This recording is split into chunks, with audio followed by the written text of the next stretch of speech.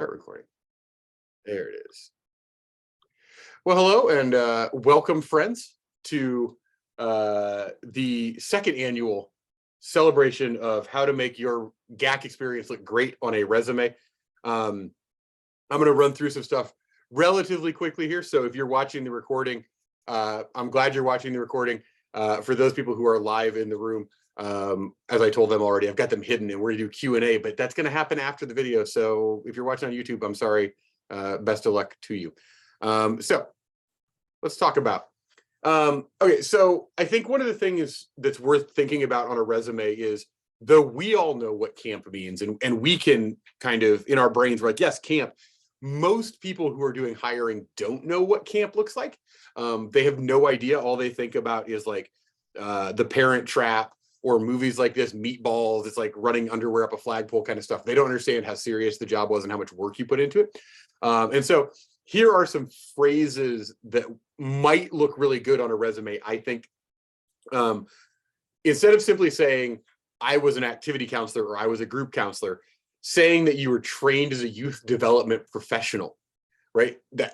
That's what you were. Like, you can talk about like how the brain flips out, and you can talk about managing homesickness and big emotion and facilitating conversations. That's youth development. I think counselor gets lumped in with like people who like have shaving cream fights and kind of silliness. And as a part of that training, right, like you receive child abuse prevention and reporting training, right? The state of California mandates it, and not everybody has that, especially as you look to work in jobs maybe with youth. Being able to say I was trained in this way is a valuable thing. You received harassment prevention training. Most places are going to require you to do that again, but you've had it once, so that's saying to them, hey, like I worked in a place that made me do actual professional job things. You had risk management training, right? Like we trained on safety and emergencies. We trained on keeping campers safe. We did fire drills. We did all kinds of things that were risk management. And for people who are looking to hire professionals, it's a nice thing to know. Okay, I'm not getting some 22-year-old knucklehead. I'm getting somebody who's got some risk management training. They know how to keep themselves and people in the workplace safe. And to us, it's like, well, obviously, like keeping people safe is job number one. Yeah, and for a lot of places, that's maybe not as true, or they don't think about it as forefront as we do because we work with children. So making sure you're letting them know. I think like a lot of people don't understand that like when you're a camp counselor, like those 10 human beings, like you're responsible for everything, care and supervision. And if they're like me and they have kids and they're doing the hiring, for you to say, yeah, I was in charge of kids for like 24 hours a day for 2 weeks at a time. Like my head explodes because I have kids and I know how much work that is. And I think that's a really powerful thing to put on a resume. You earned some certificates, perhaps. Maybe you got CPR or Red Cross or lifeguard or WUFA or. And even if those things don't seem valuable for the job you're applying for, they show that like you're willing to get trained, you're trainable, you're willing to learn. That's what employers are looking for. They're looking for people who can collaborate, and they're looking for people who can learn. I think most employers, a lot of the other stuff is really secondary. Especially once you get in an interview, what they want to see is this person going to work well on our team? And then you obviously have specialized training, and GCs have specialized training as well, right? And that goes back to youth development professionals. Like we do 3 days of GCBC. That's as much as we give activity counselors. And so you got a lot of really specific training, and you shouldn't be ashamed to kind of say, hey, I got this training.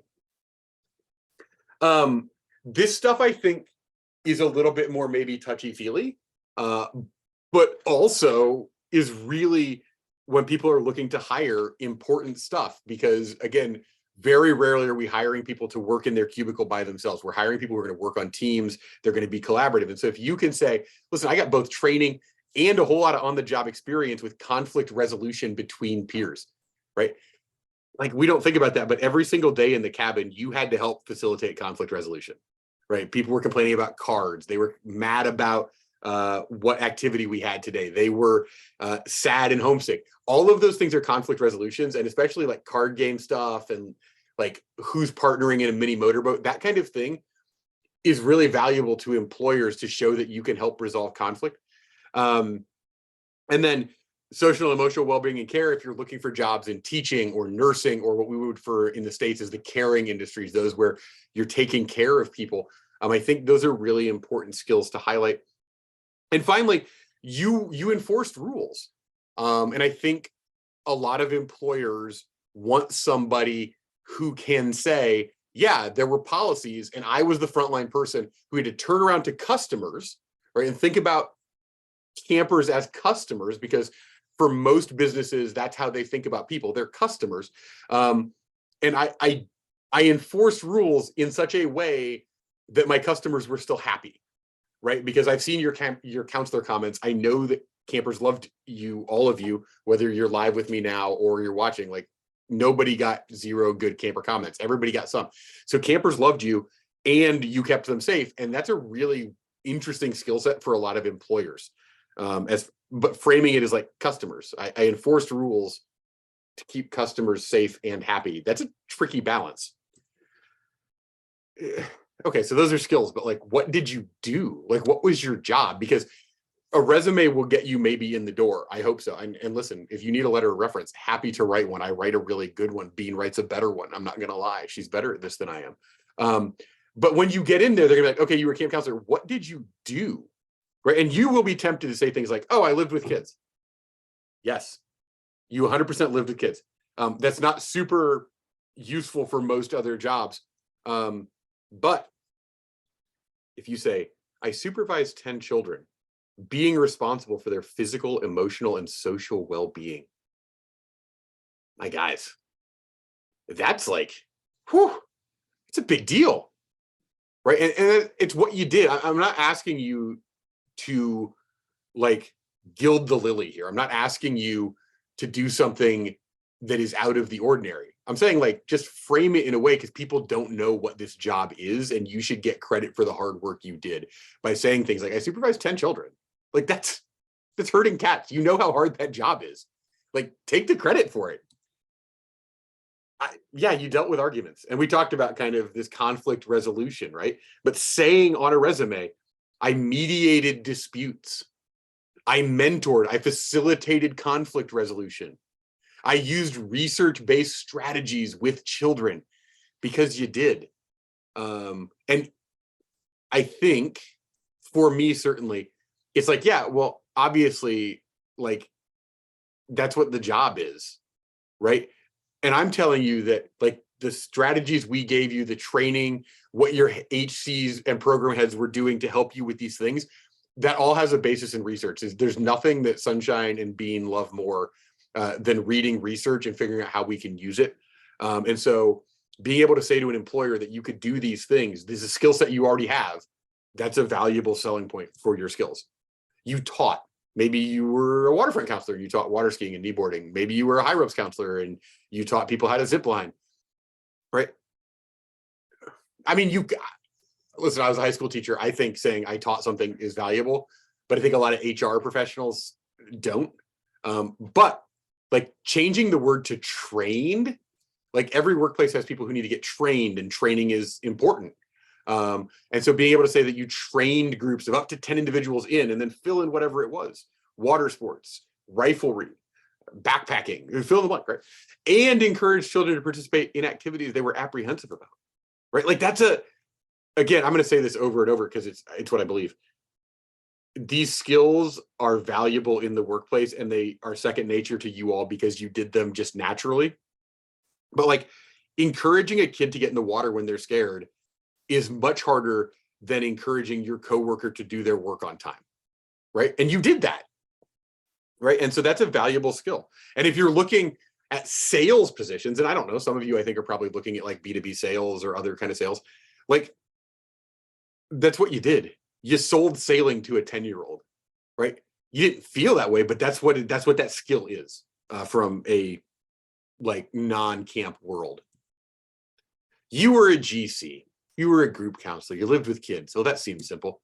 Sure. Here's what you actually did, right? And I believe you did this because I've seen evals. I know that you were checking in with kids, right? And that's the big part of it. I'm checking in with every kid every day. Sure. I supervised, right? You provided feedback. Hey, what did the kid do well? What was the kid scared of? What fear did they overcome today? You oversaw logistics, right? And you think, yeah, I got kids in jeans to go horseback riding. Listen, as a parent of 2 who has to get them out the door to school, that you got 10 8-year-olds in jeans and shirts and shoes and to horses on time is a feat of logistics and planning. And discipline, that you manage their discipline for 10 individual campers, and you did this every single day. That's a big deal, and I think HR professionals will like to see that. You had daily check-ins, right? You provided direct feedback, right? We talk about this in training. People like to get direct feedback. They like to give indirect feedback, but you guys have all given a lot of direct feedback to campers, right? Every time you're correcting behavior, every time you're talking about goals, every time you're talking about fears, every time you're managing anything for a camper, you're probably giving them some direct feedback, right? And that's could be around stuff like behavior, goal setting, progress. You could talk about other stuff. You could talk about like interpersonal relationships. You could talk about kind of hopes and dreams, all that kind of stuff. But I think highlighting that it's direct feedback is something that I know hiring professionals are looking for. But I plan to skip. Why am I going to put that on a resume? Right? Skits are dumb, right? I did invisible bench. Woo! Right? We came up with something at dinner before big campfire. Woo! Right? Friends, sell it, baby. Sell yourself. A skit has 12 individuals and you managed that group. And it was a collaborative process, right? We worked together to develop practice and present a group performance in front of the entire camp community. Guys, that's what you did. Don't sell yourself short. This is an important skill set. And it's the kind of thing that your peers coming out of university do not have this experience, right? Or if they do, they went out and they sought it out and they're like, oh, I managed this thing. And you're like, well, you did it. It's what you did. Take credit for it, right? You guys did awesome things last summer. You should take all the credit in the world for that. You wrote parent letters, GCs especially, but some ACs get roped into this, right? That's not what you did. You were communicating directly with camper parents. Those are like the people who write checks to keep them apprised rather of their child's progress, goal setting, behavior, overall experience.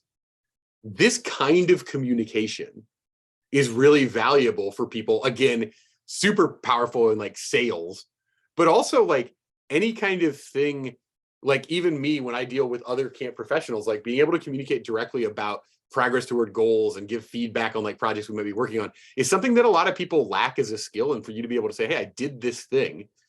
And then like that opens the door in the interview, right? And you can then they say, hey, I see you communicated directly to the parents. And you're like, yeah.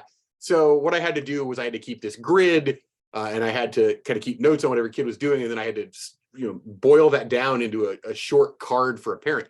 That's like a really valuable set of skills that you don't get in a university class that you can really highlight. Yeah, you had coworkers, right? You had co-counselors. You worked with those people. You probably argued with those people at some point. At some point, you probably thought, why this person's a knucklehead. Yeah, everybody has coworkers.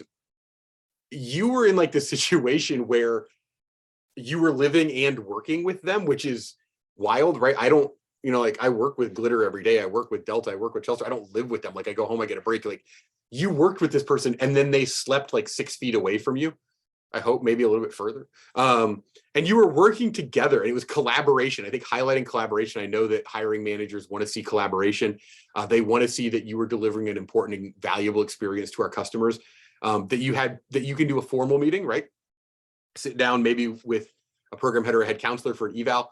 You did informal stuff. You did co-counselor powwows. You did the personal time schedule. All of these things, it's not a question of did you do them? You did. It's how do you sell them on the resume? And I think this language that you see on the right is a powerful way to do that. You got evals and you got camper comments, right? I know that when we hire, one of the things we ask references is like, how does this person communicate? How do they take feedback? That's very important to us. Like, are we going to be able to help them fix issues they might have? And so for you to be able to say like, listen, excuse me, I got feedback from our customers and adjusted what I was doing to make myself better. That's a huge selling point. That you collaborated with your supervisor, right? Supervisors want somebody they can work with, right?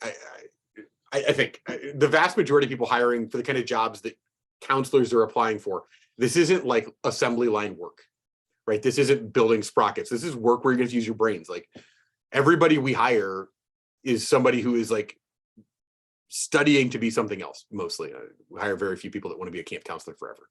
And so being able to say like, I got better at this. That's important for people looking for those 21st century skills like collaboration and communication. That's what this is. It's collaborative communication is a hugely important job skill. And to be able to say that you did it kind of every other week, you got feedback and you responded to it, like that's a huge deal. I get one eval a year, guys. Like that you got one every 2 weeks is a really big deal, and that you had a chance to improve.